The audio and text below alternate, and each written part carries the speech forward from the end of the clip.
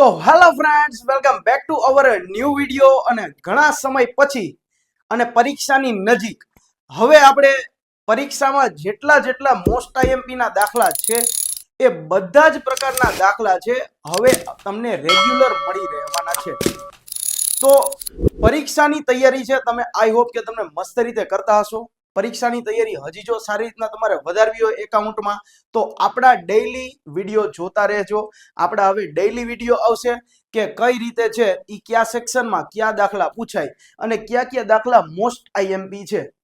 હવે ઘણા બધા વિદ્યાર્થીઓને સેક્શન સી માં જે ચેપ્ટરમાંથી 2 દાખલા પૂછાય છે એવું ચેપ્ટર એટલે કે કયું તો કે ભાગીદારી પેઢીનું વિસર્જન. ભાગીદારી પેઢીનું વિસર્જન આમાં ઘણા બધા વિદ્યાર્થીઓને છે આમ નોંધ નથી આવડતી. ઘણા બધા વિદ્યાર્થીઓ એમ કહે છે કે આમ નોંધ સર અમને બહુ અઘરી પડે છે, પણ આમ નોંધ છે સાવ એટલે સાવ સહેલી. હું આજે તમને આમ નોંધ કરાવીશ એટલે તમે કહો સર તમે કરાવી એટલે પૂરું, આમ નોંધ આવડી ગઈ. એવી રીતે મસ્ત અને સાવ સહેલી રીતે હું તમને આમ નોંધ કરાવવાનો છું. તો ચાલો આપણે જોડાઈ જાવ આપણા વિડીયોમાં. અને જો વિડીયો તમને સારો લાગે, મારી મહેનત તમને સારી લાગે તો વિડીયોને ખાલી એક લાઈક કરી દેજો અને બસ ખાલી ચેનલ યાર સબસ્ક્રાઇબ કરો, બરાબર. ચાલો તો હવે આપણે વિસર્જનમાં પેજ નંબર ચોપડીના 311 પેજ નંબર છે અને દાખલા નંબર 5મો છે એની અમુક જે મોસ્ટ આઈએમપી આમનોંધ છે એ બધી આમનોંધ કરાવવાનો છું. તો અહીંયા 311 પેજ નંબર ખોલી રાખજો જો તમારી પાસે ટેક્સ્ટ બુક હોય તો, બરાબર. ચાલો તો સૌથી પહેલા 5મો દાખલો અને એમાં ઘણી બધી છે 12 જેટલી આમનોંધ છે એમાંથી આપણે 8 થી 10 આમનોંધ છે એ આપણે આજે કરશી અત્યારે, એટલે તમને ખબર પડી જાય કે આમનોંધ છે એ આવી રીતે થાય. ચાલો સૌથી પહેલો છે એમાં કે પેઢીના વિસર્જન સમયે પાઘડીની ચોપડે કિંમત 56,000 છે તેની કોઈ રકમ ઉપજતી નથી. હવે આમાં જો 2 પ્રકારે છે ને આમ નોંધ થાય, 2 આમ નોંધ થાય, બધી વ્યવહારની 2 આમ નોંધ થાય. કઈ કઈ તો કે પહેલી આમ નોંધ છે ઈ જે તે ખાતું બંધ કરવાની આમ નોંધ થાય. જો મિલકત હોય તો એનું ખાતું બંધ કરવું હોય તો મિલકતની ઉધાર બાકી હોય તો એને શું કરવું પડે? જમા કરવું પડે. અને માલ મિલકત નિકાલ ખાતે ઉધાર કરવું પડે. એટલે શું થાય? માલ મિલકત નિકાલ ખાતે ઉધાર અને મિલકત ખાતે જમા. પછી કોઈ પણ દેવું હોય તો એની હંમેશા જમા બાકી હોય, એનું ખાતું બંધ કરવું હોય તો દેવાને ઉધાર કરવું પડે. કોઈ પણ જે તે દેવા ખાતે ઉધાર અને માલ મિલકત નિકાલ ખાતે જમા. ઉધાર અને જમા માલ મિલકત નિકાલ ખાતું એક જ છે ઓપ્શન આપણી પાસે, બાકી બીજો કાંઈ ઓપ્શન નથી, એટલે તમે ઈ વિચારતા નહીં. ખાલી માલ મિલકત નિકાલ ખાતું એક ઉધાર આવશે એક જમા આવશે. આ તો 100% ફાઇનલ ને ફાઇનલ. ચલો હવે જો એટલે પેલી મેં કીધું ખાતું બંધ કરવાની આમ નોંધ. હવે બીજી આમ નોંધ તો કે આપણે વિસર્જન કરતા હોય એટલે આ મિલકત કાં તો આપણે વેચતા હોય, દેવા છે આપણે ચૂકવતા હોય, બરાબર. તો મિલકત વેચી તો રૂપિયા આવે, દેવું ચૂકવી તો રૂપિયા જાય, રોકડા આવે તો ઉધાર, રોકડ ખાતે ઉધાર, તે માલ મિલકત નિકાલ ખાતે જમા. દેવું ચૂકવી ત્યારે રોકડા રૂપિયા જાય તો જમા, રોકડ ખાતે જમા, માલ મિલકત નિકાલ ખાતે ઉધાર. આ રીતે 2 આમ નોંધ થશે, દરેક વ્યવહારની 2 આમ નોંધ. ચાલો આપણે પેલું જોઈ એમાં શું લખેલું છે તો કે પેઢીના વિસર્જન સમયે ચોપડે મિલકત છે એ કેટલી છે? 56,000 રૂપિયા, પણ એની કોઈ કિંમત મળતી નથી. તો 56,000 રૂપિયા છે પેઢીના ચોપડે, તો ખાતું બોલે છે તો ખાતું શું કરી નાખવાનું? બંધ કરી નાખવાનું. પૈસા નથી મળતા તો એની આમ નોંધ કરવાની નહીં, બરાબર. તો ચાલો હવે પાઘડી છે એ આપણી મિલકત છે, મિલકતની ઉધાર બાકી હોય, ખાતું બંધ કરવું હોય તો ઉધાર હોય તો એને શું કરવું પડે? જમા કરવું પડે. અને માલ મિલકત નિકાલ ખાતે શું થાય? ઉધાર થાય. તો પેલી આમ નોંધમાં શું થશે તો કે પેલી આમ નોંધમાં એવું થશે મામીની ખાતે ઉધાર, માલ મિલકત નિકાલ ખાતે ઉધાર, તે પાઘડી ખાતે, કારણ કે પાઘડીનું ખાતું આપણે શું કર્યું? બંધ કર્યું. ચાલો પાઘડી ખાતે કેટલા રૂપિયાની પાઘડી હતી તો કે 56,000 રૂપિયાની પાઘડી હતી. તો અહીંયા બેયમાં લખી નાખવાનું 56,000 રૂપિયા પહેલામાં ઉધારમાં અને 56,000 રૂપિયા બીજામાં. ચાલો આ પેલી આમ નોંધ હતી. આની એક જ આમ નોંધાય. શું કામ?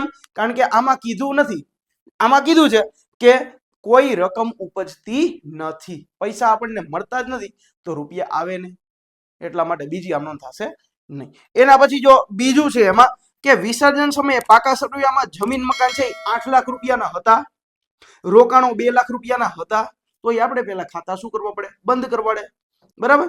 અને પછી તેના અનુક્રમે જમીન મકાન છે એ આપણને 9 લાખ રૂપિયામાં આપણે વેચ્યા, અને જ્યારે રોકાણો છે એ આપણે 1.5 લાખ રૂપિયામાં વેચેલા છે.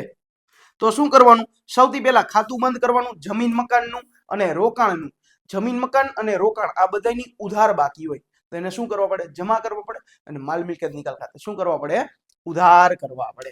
તો આ લખવાનું મામીની ખાતે ઉધાર, મામીની ખાતે ઉધાર. તે કોનું કોનું ખાતું આપણે બંધ કર્યું? તો કે જમીન મકાન અને રોકાણ બે. તે જમીન મકાન ખાતે અને તે રોકાણ ખાતે.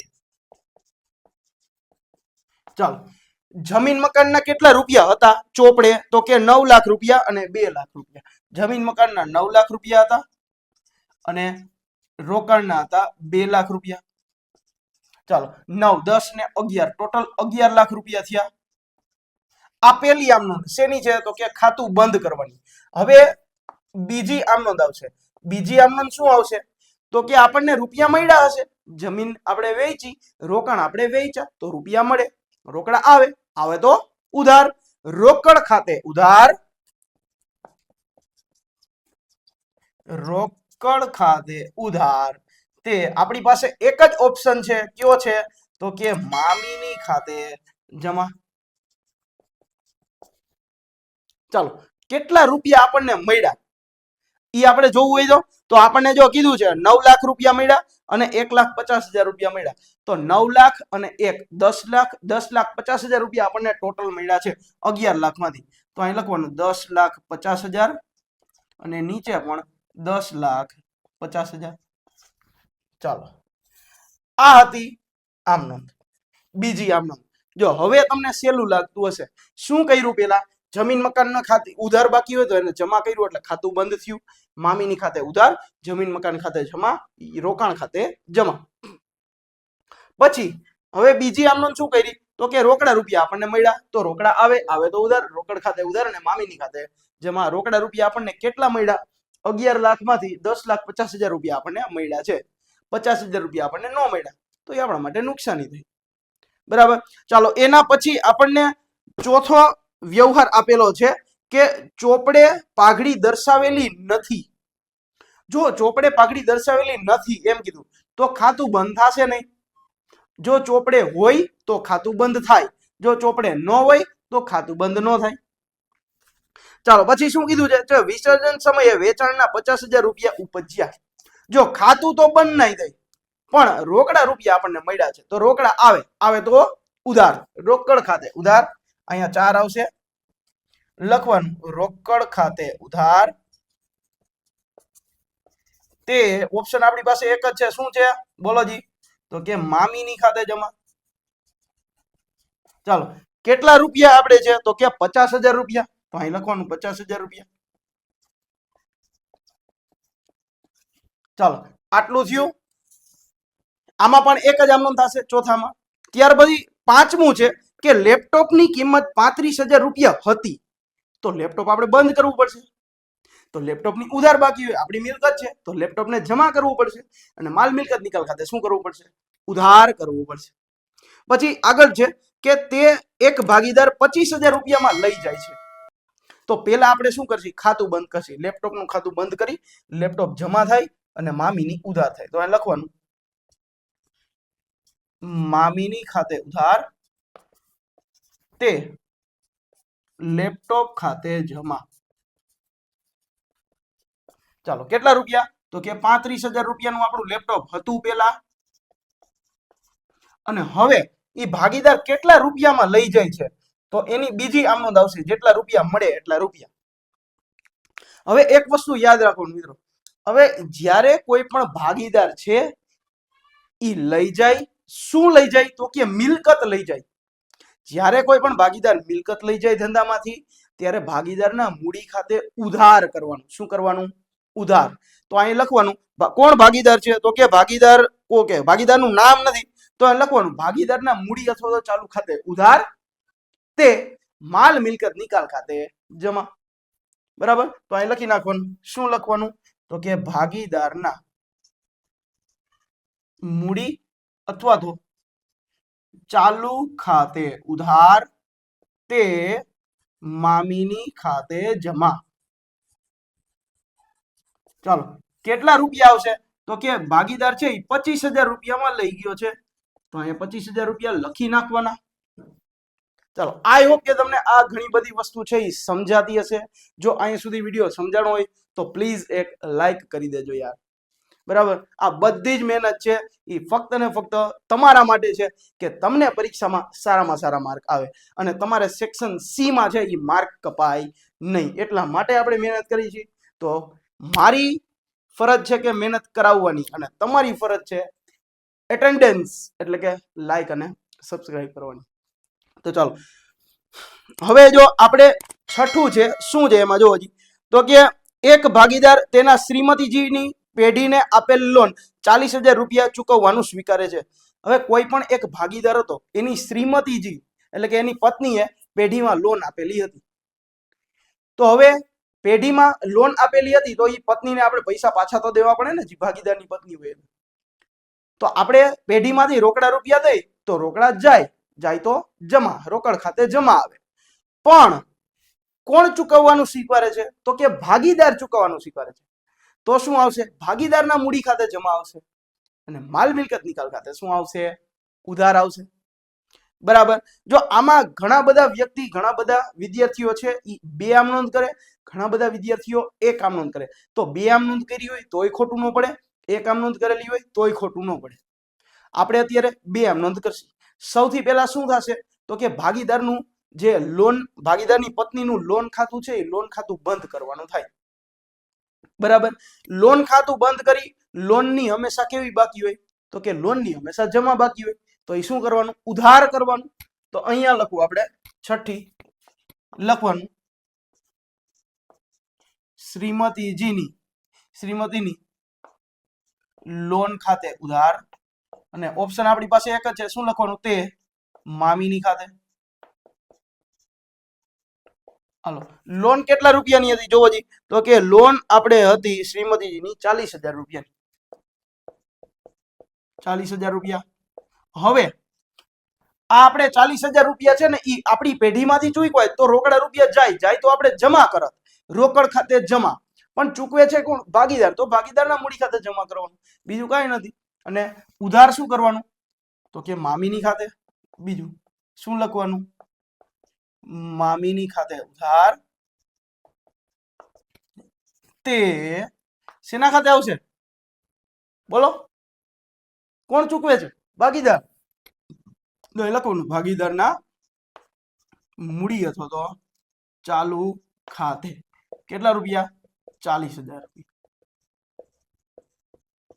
હવે જો અહીંયા 1 આમ નોંધ કઈ રીતે થાય? તો ઈ કહું.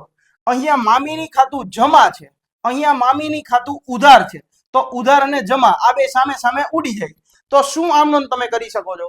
તો કે શ્રીમતીજીની લોન ખાતે ઉધાર, તે ભાગીદારના મૂડી અથવા તો ચાલુ ખાતે જમા. આ રીતે કોઈ પણ વિદ્યાર્થી છે એ 1 આમ નોંધ કરે તો પણ દાખલો સાચો જ પડે. બરાબર.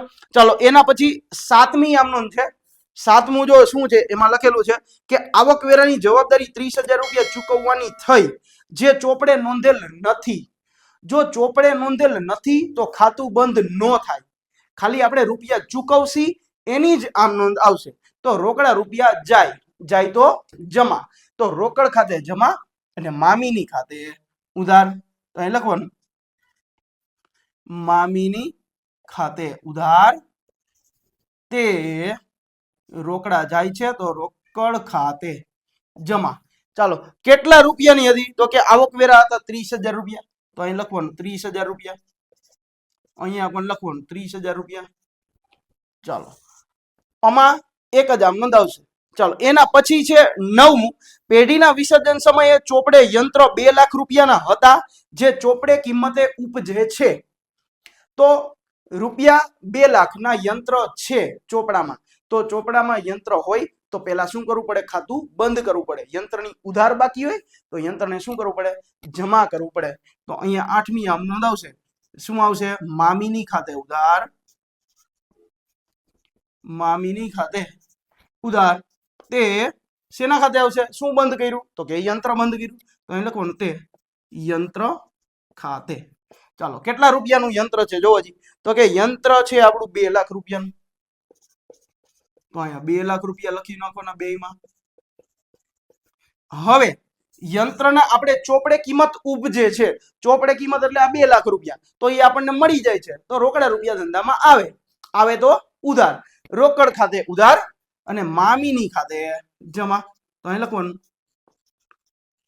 રોકડ ખાતે ઉધાર, તે મામીની ખાતે જમા. કેટલા રૂપિયા? તો કે 2 લાખ રૂપિયા. આમાં પણ 2 લાખ રૂપિયા. ચાલો, અહીંયા સુધી આઈ હોપ કે તમને મસ્ત રીતે સમજાણું હશે. બરાબર. તો હવે આટલું આપણે રાખીએ. આ મોસ્ટ આઈએમપી છે સેક્શન સી માટે. આટલી આમ નોંધ. હવે આના પછી પાર્ટ 2 આવશે. એમાં આપણે પ્રશ્ન 6 એમાં જેટલી મોસ્ટ આઈએમપી છે એ બધી જ આપણે આમ નોંધ લેવાના છીએ. તો નેક્સ્ટ આપણા લેક્ચર છે એ જોતા રહેજો. બાકી આ તમારે સ્ક્રીનશોટ પાડવો હોય તો સ્ક્રીનશોટ ચાલો તમે એક પાડી લ્યો.